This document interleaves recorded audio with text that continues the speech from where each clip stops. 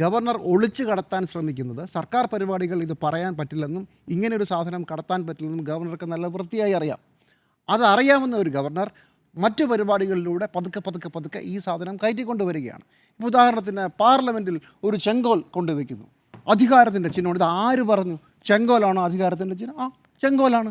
ഇപ്പോൾ അത് ന്യൂ നോർമലാണ്. ഇനി ആ വടി അവിടെ നിന്ന് അനക്കാൻ പറ്റില്ല. അതൊരു പുതിയ രീതിയാണ്, പുതിയൊരു രീതി കൊണ്ടുവന്നു.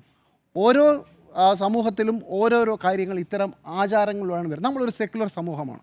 പക്ഷേ പല പ്രധാനപ്പെട്ട പരിപാടികളുടെയും തുടക്കം പൂജ നടത്തിയാണ്. അതെങ്ങനെയാണെന്ന് പലപ്പോഴും ഞാൻ ആലോചിച്ചിട്ടുണ്ട്. അതെന്താ, ഇന്ത്യയിൽ വേറെ ഹിന്ദുക്കളല്ലാതെ വേറെ ആരും താമസിക്കുന്നില്ലേ? പൂജ ഒരു വിഭാഗത്തിൻ്റെ മാത്രം ബാക്കിയുള്ളവരുടെ വികാരങ്ങളെ ഹനിക്കുമോ?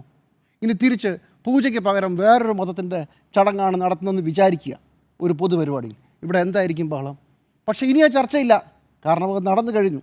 ഇപ്പം ഞാൻ ഓർക്കുന്നത് കൊച്ചി മെട്രോ ഉദ്ഘാടനം ചെയ്യുന്ന ദിവസം നടന്ന പൂജാ ചടങ്ങാണ്. ആർക്കും ഒരു എതിർപ്പും ഉണ്ടായിരുന്നില്ല. അത് നോർമലായി മാറി എന്ന് പറയുന്നത് പോലെ ഭാരതാംബയുടെ ചിത്രം ഇനി മുതൽ പൊതുപരിപാടികളിൽ, ഗവർണർ വരുന്ന പരിപാടിയിൽ ഉണ്ടായിരിക്കണമെന്നൊരു പുതിയ നോർമൽ അടിച്ചേൽപ്പിക്കാനാണ് ഗവർണർ ശ്രമിക്കുന്നത്. ആ ഗവർണറുടെ ബുദ്ധിയിൽ ഇനിയും ഇത്തരം തന്ത്രങ്ങൾ ഉണ്ടായിക്കൊണ്ടേയിരിക്കും.